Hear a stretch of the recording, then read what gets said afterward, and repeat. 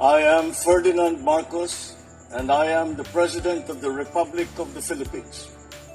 I stand today on behalf of 110 million Filipinos. Hi everyone, hello universe, it's me again. Shoutout sa inyo mga beswa, Filipino OFW, Marcos Loyalists and supporters. Hello. Nako mga bes, 'di ba sabi ko, mayroon akong isiwalat. Napaka-real ang source ko nito guys, sapagkat siya po ay kapatid ng isang senador ito. At itong kapatid niya na ito ay dating magkaibigan nito ng dating pinuno. Ngayon, mayroon siyang ibinunya guys. Ay talaga naman matindi ito. Masasabi siguro natin na totoo ay kurakot talaga yun. Yung pinuno na yun, no? Ito si PBBM, sa totoo lang, ayaw talaga niya makasakit ng tao, no? So, parang ang dating sa Pangulo, bahala na yung mga tao makakatuklas or mismo magsabi or mag-isiwalat sa publiko na napakaraming pera. Kanino yun? Ang tanong, saan galing? O, diba guys? So, basahin po natin ito, no? Para kompleto detalyado. Naku, antindi pala nito. So, ibig sabihin, mga bes, alam pala ng Pangulo, no? So, I think, pag someday, o hindi natin alam, pag ito itatanong siguro, no? Alam ba, accident na tatanungin sa kanya, baka sasabihin niya din. Hindi ako sure guys, iyan ay kaisipan ko lamang. Pero dahil dito, siyempre, hindi tayo po natatakot na ibunyag ito sapagkat yung source natin ay napaka kilala mga kababayan. Lalo't pa yung kapatid niya ay senador. O kilala nyo siguro, no? At kilala nyo talaga yung kapatid. Oh, 'di ba? Ang kapatid niya nasa alyansa sa totoo lang, no? So hindi po ito natatakot. Mayroon po siyang isiniwalat na isa. Alam nyo, minsan masasabi ko, ay, napaka-bastarda pala itong anak niyang babae. Hindi kayo naloka. O ito, basahin ko para kompleto detalyado. O, sabi dito for sure sa inyo, iba sa inyo, napanood nyo na ito. Nako, ito po ay si Ramon Tulfo, mga kababayan. Sabi niya, guys, matindi itong sinwalat niya guys. Ewan ko na lang, Sabi dito, sinong nakaiwan ng perang cash na sa 1 billion o 1 billion sa Malacanang noong turnover ng administrasyon ni Digong kay PBBM. Wow, to 2022 ito mga kababayan, June or May, no? Oh my goodness, 1 billion? Oh, laki! Yan ang isang sikreto daw na ayaw ipabunyag ni BBM upang huwag daw masira ang pangalan ng kanyang predecessor na si Rodrigo Duterte. Oh, 'di ba guys? Baka ito ang isa sa mga alas ni Pangulong Marcos Jr. Hindi natin alam. Sadyang mabait lang talaga ang Pangulo. Ayaw niya lang talaga masira, no? Makakasira ng isang tao. Oh, 'di ba? Ang dating kay Pangulo kasi, bahala na ang ibang tao makadiskubre. If ever na matanong siya, sasabihin niya siguro, no? 'Di ba? Ano po ang kapalagayan niyo mga kababayan? Antindi, nakaiwan ng 1 billion sa Malacanang. Ang tanong, saan galing yung pera? Yun ang tanong. Kanino yun? Oh, saan galing yun? Bakit ganon? Oh, ang dami yun mga besa. So minsan, mapapaisip ako, baka tama po yung sinabi nung isang kasi isiniwalat ito 2017 mga kababayan, binansagan the most corrupt, 'di ba? Ilagay ko na lang sa screen ko. Goes. Ayan. Talaga ang Pangulong Marcos Jr., no. Alam mo yung sa tingin ko si PBBM, dahil kung ibang pangulo yan, ibang tao, matagal niya talaga isiniwalat. Pero siya siguro talagang kailangan talaga full evidence, yung kaukulang ebidensya para kung kanino talaga yun. Although alam niya kung sino ang nakaiwan, pero hindi pa rin niya talaga na sinasabi. Hanggat walang makakatuklas, doon pa lang siya magsasalita guys.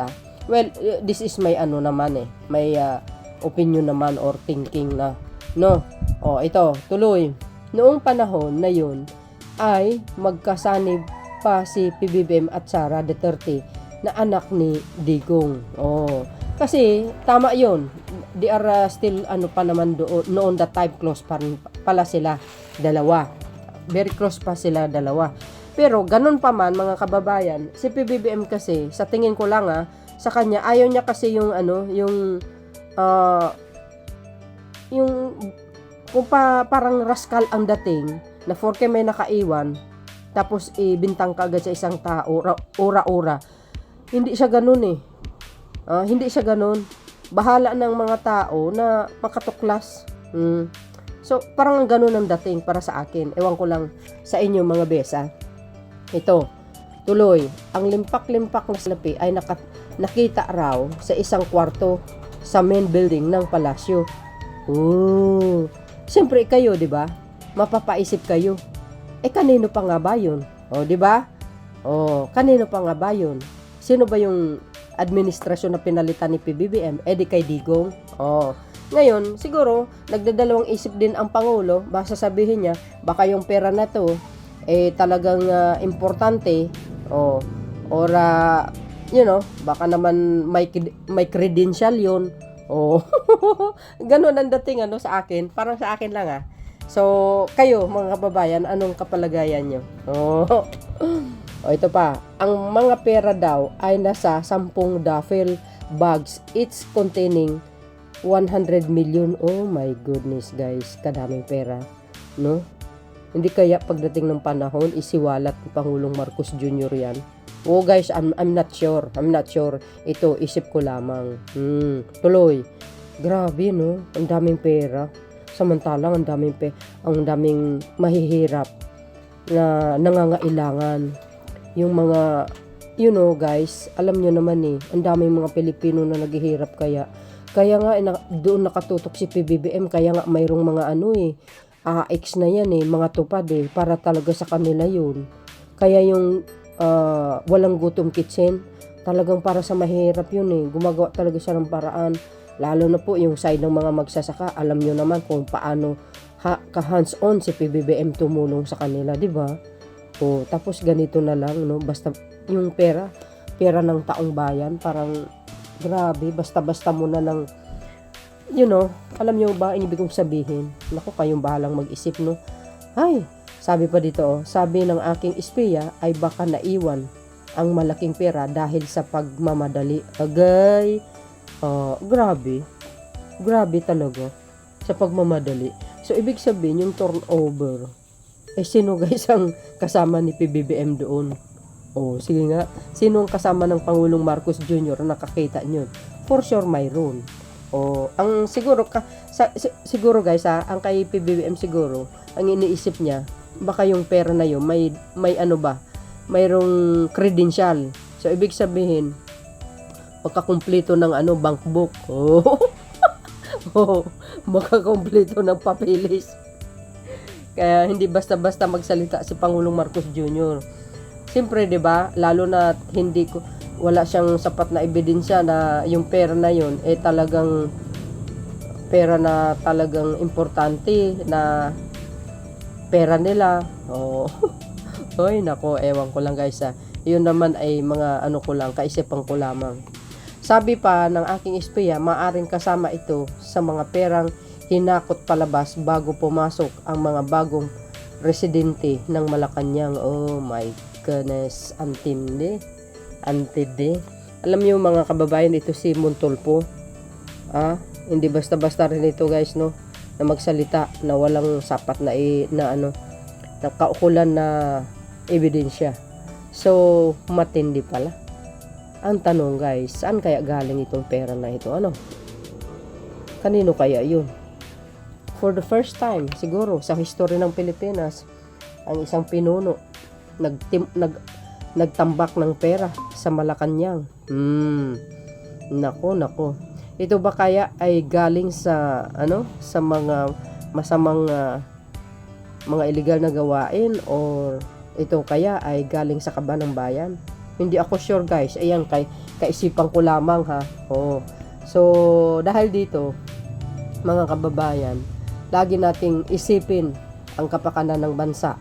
na dapat magiging aware tayo yung ano ba, yung dekalidad na isang politisyan na dapat uupo sa Malacanang na hindi marunong mangulimbat baga. 'Di ba? Oh, mahirap na eh. Ang iisipin din naman natin, yung kapakanan din ng mamamayang Pilipino, ang daming naghirap. Tingnan nyo mga bes. Oh, sa Maynila na lang eh, ang daming mga street children doon. So, ang ginawa ng Pangulong BBM, nagtayo siya ng ano eh, ng tawag dito, ng walang gutom kitchen.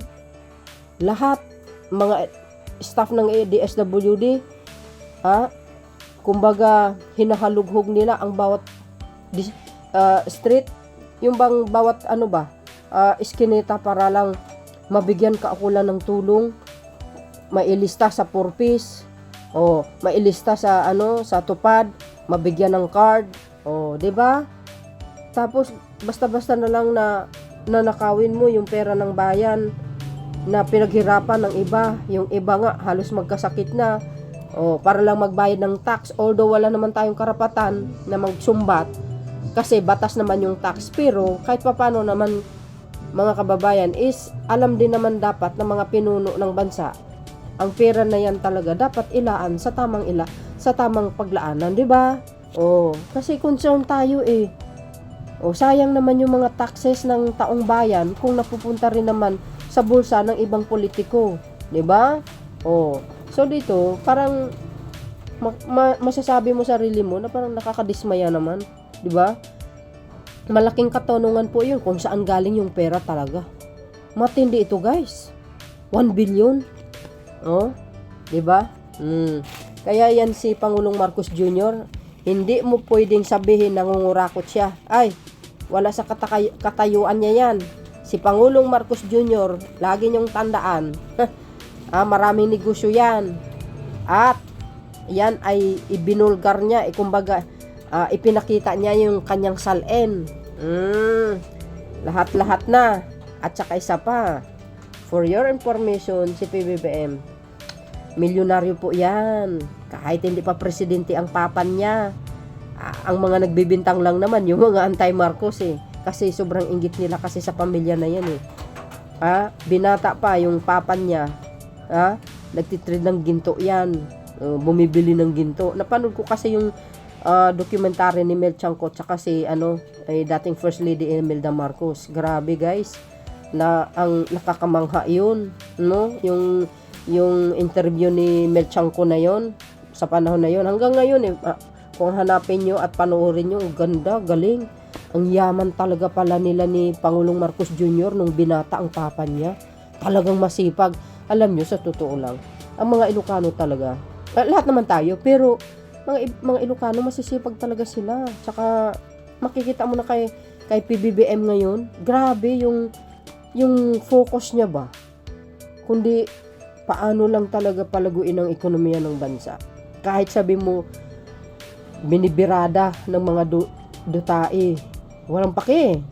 Wala siya talagang pakialam. Bahala kayo sa buhay nyo, basta ako, trabaho lang ako, makakatulong ako sa kapwa ko. Parang ganun ang dating eh, no? Manira kayo ng manira hanggat gusto nyo. Wala siyang paki. As long as wala akong ginawang masama. Natatandaan ko yung sinabi niya eh. Kung mayroon daw na sapat ebidensya, isasampa lang, kumbaga, sabi niya, kung mayroon daw sapat na ebidensya laban sa kanya, edi mag-file ng kaso sa korte, sabi niya. Grabe, di ba? Doon mo lang makikita ng isang pinuno, no, na talagang walang tinatago. Ay, sus Mauritius, since 1965, ang mga Marcoses, very na sila, very well known na eh. Kumbaga, kilala na siya ng mga tao sa buong Pilipinas eh, kahit saan eh. Si PBBM, rockstar na yan eh, sikat na sikat, artista kasi yan eh. O, di ba, hanggang ngayon na naging pangulo siya, ay sus, lalong sumikat siya day. Hindi nawawala, kaya nga minamahal talaga sila ng Marcos loyalist eh. O, kasi mabubuting tao sila, matulungin. Sa totoo lang. Matutulungin talaga sila sa mga mahihirap. Totoo naman yan. Obvious naman kay PBBM eh. Lahat na lang eh, nabibigyan na ng pansin. So yan guys, ang aking pinaka latest updates video sa inyo. Ano ang kapalagayan nyo dito mga kababayan? Kaya yun pang balang humusga. Ang laki nito. Oh, so ibig sabihin, sabi ni dating sabi ni Kanor, mahirap lang daw siya. Mahirap lang. Ibig sabihin, yung mga sinasabi niya ay nagbabalat kayo lang pala. Balat kayo pala. Uy, naks naman. Ang sibuyas, baw. Maraming salamat sa inyong watching. See you again on my next upload video. Bye bye bye. And baboos. God bless Philippines. There's more.